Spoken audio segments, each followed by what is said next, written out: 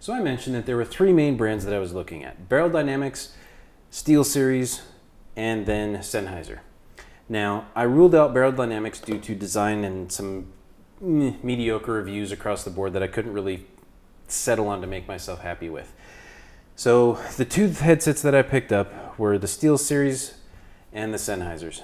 Let's talk about the SteelSeries. Now this is the Arctis 7 Plus GameDAC. I'm not a big fan of wireless audio at the moment. Nothing against it. I just don't like having batteries in my ears. I don't want to have them run out and then have to plug them in and all that stuff, because then it defeats the point of having a wireless headset at the moment, and leaving them in a charging dock potentially can wear the batteries out. Technology may get there, so we'll see. So I picked up the SteelSeries Arctis 7 Plus GameDAC. Now with this headset, I had some concerns before I even bought it. One, I thought this band across the top would be a little weak and potentially prone to failure.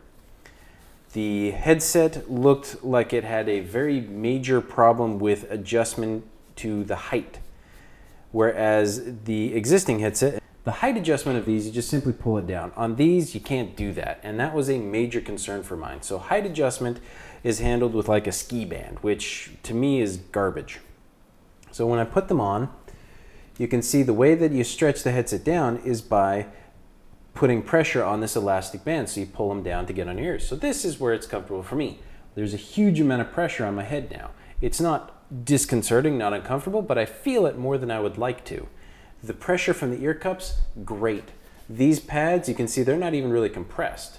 However, these ear cups are not very deep, and because I've pulled the headset out, my inner earlobes are pressed against the backside of the internals where the driver is, and I can feel that across multiple portions of my earlobe, and that is not the greatest feeling. It is not as bad as these, now that I've gotten used to deep ear cups, but it is definitely something that I feel. And even just having these on my head for a minute, the top of my head now, I'm feeling pressure up there that I don't like. It's annoying me.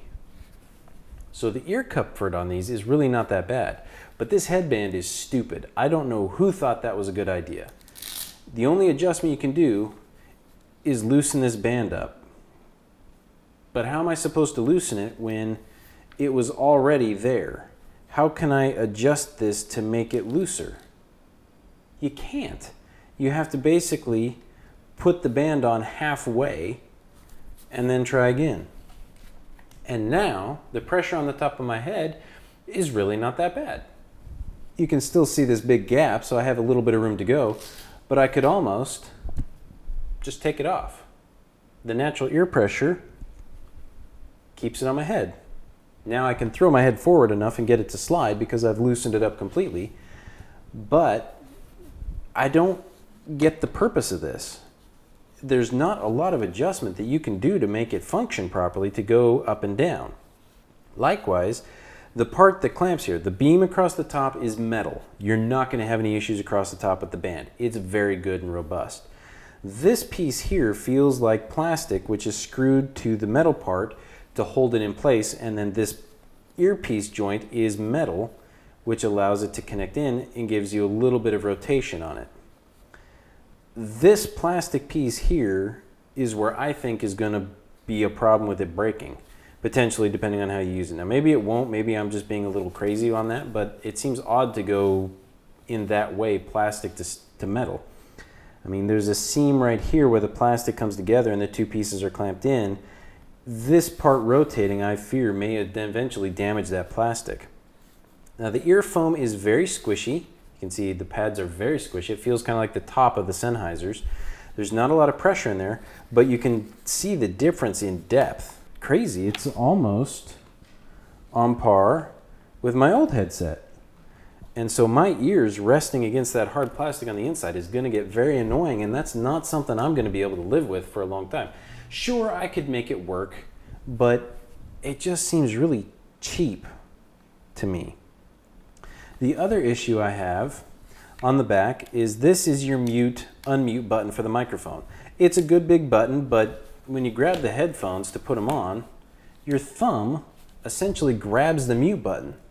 Now, if you're careful, you can put your pressure across it and you're not going to push it, but if you push hard enough, you're going to push it. and it's going to come out. Now, it's not the end of the world. You simply push the button, but that just seems like bad design because you naturally grab in that area. The next part is this volume knob. There's no resistance. It doesn't turn very far.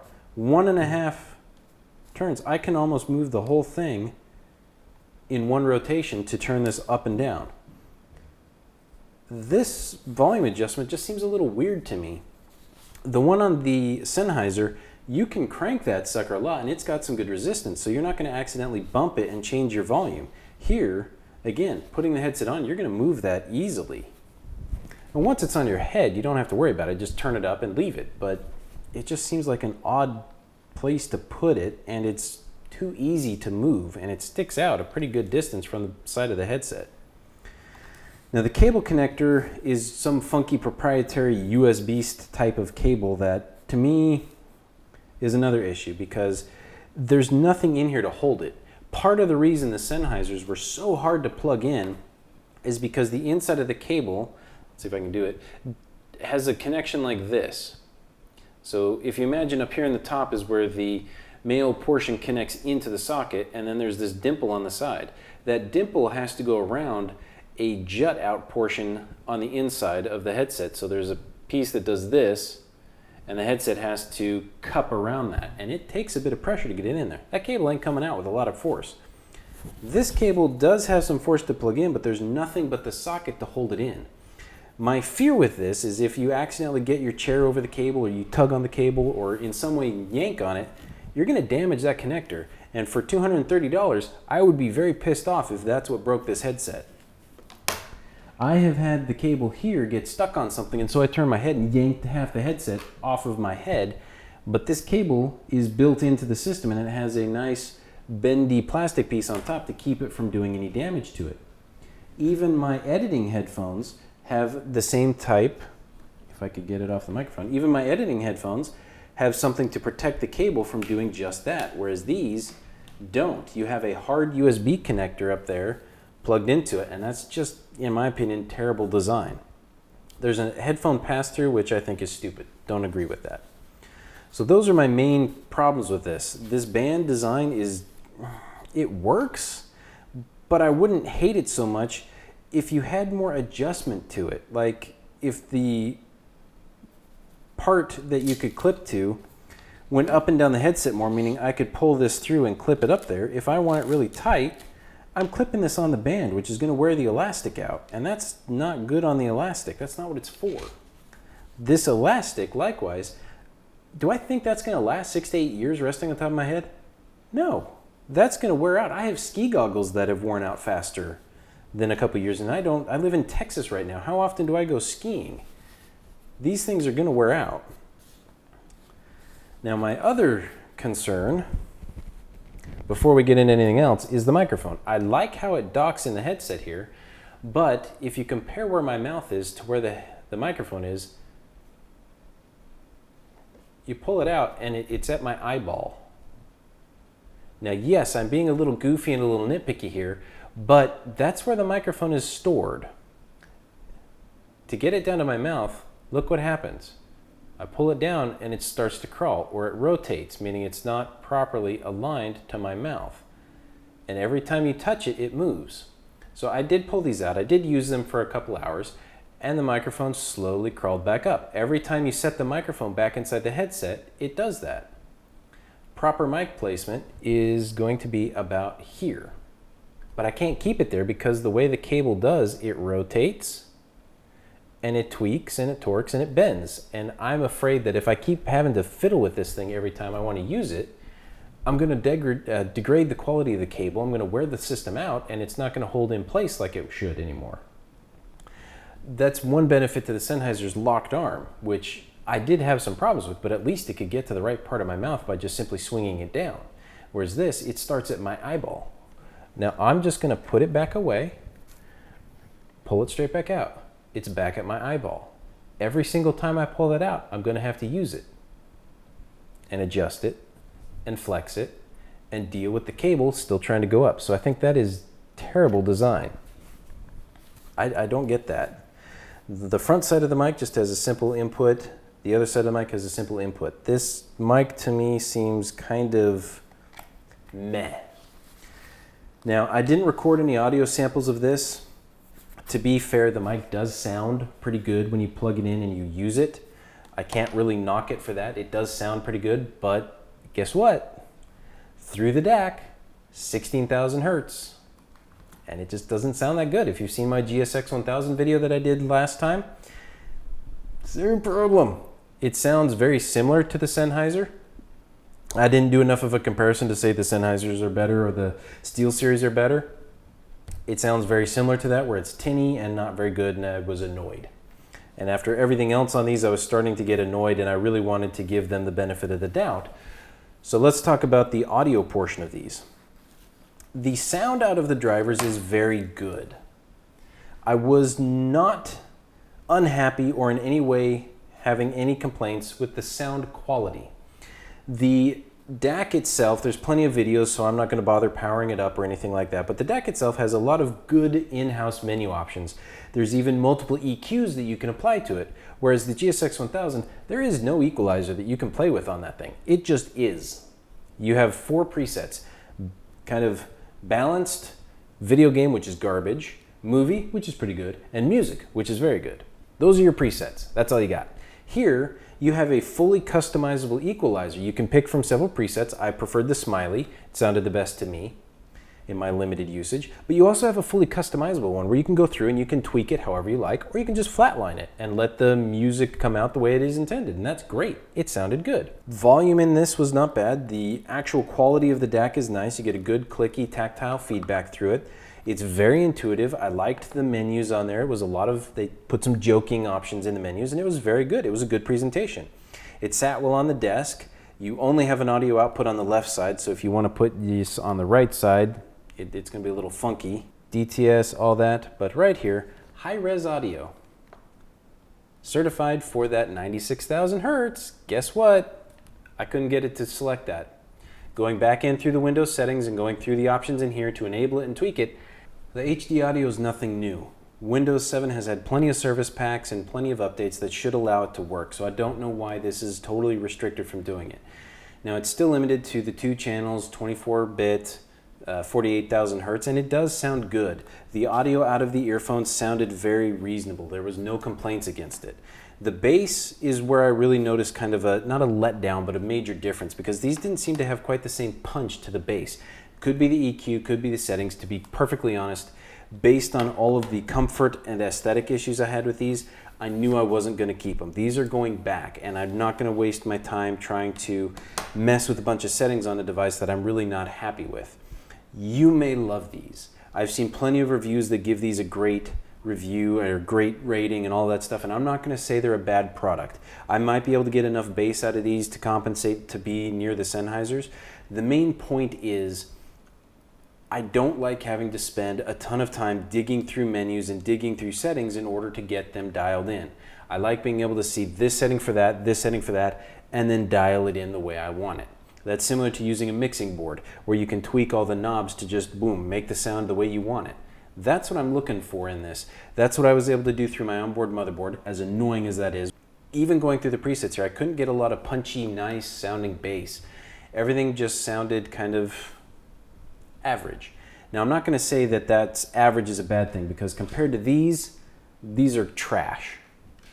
The SteelSeries headset does have very good audio. If you buy these, you will be very pleased with the sound out of them if you're coming from a similar situation as I am.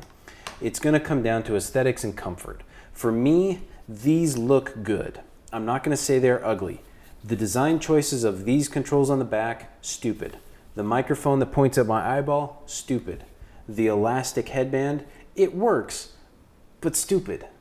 It's gonna wear out, and the adjustment is just wrong. Why couldn't they extend the adjustment strap a little farther so that the natural setting was higher up, giving you the option to loosen it? I mean, look at how far they can stretch without any problems. That doesn't even clamp to my head.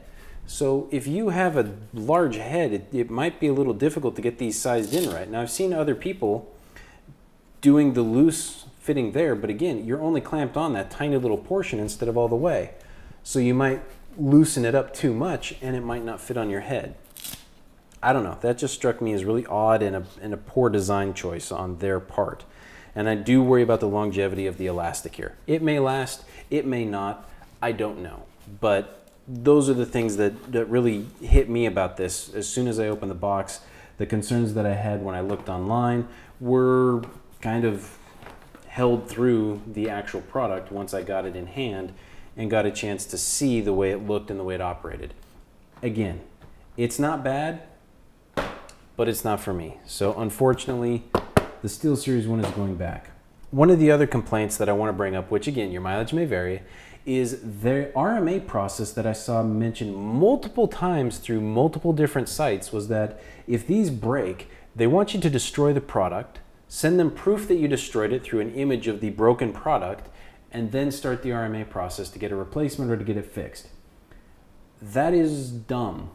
I really don't like that idea. Why would I destroy the product? Now I have nothing, and depending on what's wrong with it, why can't you just fix it? Why can't you take them back, refurbish them, pirate them for parts, and then send me a functioning product? I don't know. That just strikes me as a concerning issue. Now, it's not like these are all going to break. Some people get unlucky, but the parts on these that are going to wear out are the parts that I would worry about. So, I don't know. The Sennheisers, these joints are all held together by metal. The part of the housing that they run into is very robust or minimalistically operated. So the articulation here that goes back and forth, these arms are just held in by a screw that goes through the whole thing. And it's not a major point of motion on them. So I'm not really sure if that's ever going to be a problem, but I don't really think it is. I saw some people online who were saying that, hey, those aren't great for around the neck. Do a lot of people wear their headphones like this? Because for me, that hurts. That's choking me. And I don't wear my headphones like that. I take them off my head. I don't know. So I think the build quality of the SteelSeries is better than I thought it was, which was a good plus. The audio from the headphones was very good. The microphone, I didn't have any complaints about other than that stupid 16,000 hertz issue. It sounded very much on par to the GSX 1000. And the DAC is nice. It had plenty of good options. The presentation was good. Maybe that'll make you want to purchase these. I wouldn't argue against it depending on your choices, but those were my problems with the SteelSeries, and maybe that's something that will help you make your choice and something to take under consideration. So, all right, so thank you guys for watching. I hope that explains kind of why I've chosen to go with the GSP 500s, why the GSX 1000 isn't for me, and why you may not like this type of a DAC, and the problems that I had with the SteelSeries and why it's got to go back. So thank you guys for watching. Hope you found that interesting. Maybe some of the information benefited you. If you have any questions about the products, I'll try to do the best I can. Just ask away in the comments. Again, I didn't play it with the SteelSeries too much because I knew the buttons and the problems I had with these were just going to piss me off too much. But I will try to answer any questions I can. So thank you guys for watching.